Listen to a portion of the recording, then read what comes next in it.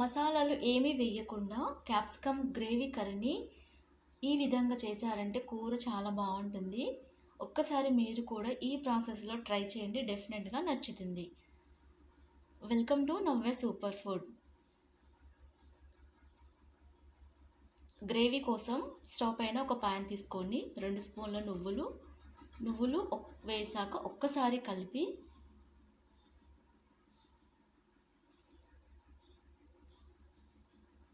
2 స్పూన్ల కొబ్బరి కూడా వేసి ఒక్కసారి కలిపేసి పక్కన పెట్టి మెత్తటి పేస్ట్ చేసి పెట్టేసుకోవాలి. అదే స్టవ్ పైన ఒక గిన్నె పెట్టుకొని 3 స్పూన్ల నూనె వేసి నూనె వేగాక 1 స్పూను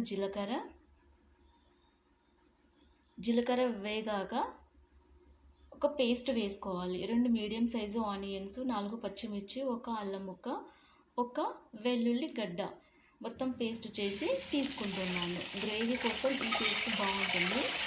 ఈ పేస్ట్ వేసి పచ్చి వాసన పోయేంత వరకు వేయించుకోవాలి.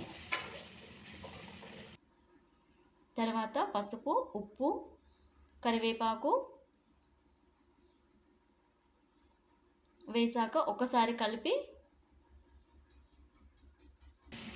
కట్ చేసి పెట్టుకున్న క్యాప్సికమ్ కూడా వేసి క్యాప్సికమ్ను మంచిగా కలిపి క్యాప్సికమ్ మొత్తం ఉడికేంత వరకు వేయించుకోవాలి. 2 మీడియం సైజు టమాటాస్ని ఇలా పేస్ట్ లాగా వేస్తున్నాను. ఇది కూడా పచ్చి వాసన పోయేంత వరకు వేయించుకోవాలి.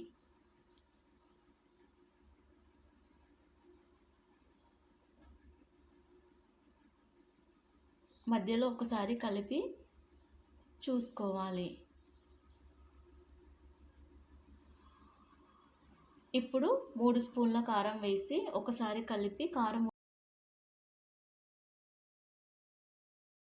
2 నిమిషాలు కారం ఉడకనివ్వాలి. ఇప్పుడు కొబ్బరి నువ్వుల పేస్ట్ వేసి పచ్చి వాసన పోయేంత వరకు వేయించుకోవాలి.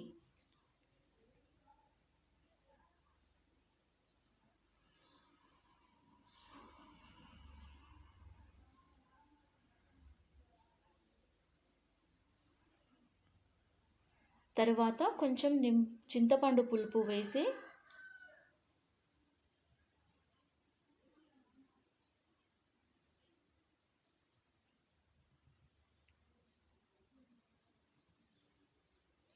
నూనె సపరేట్ అయ్యేంత వరకు పులుపు ఉడకనివ్వాలి.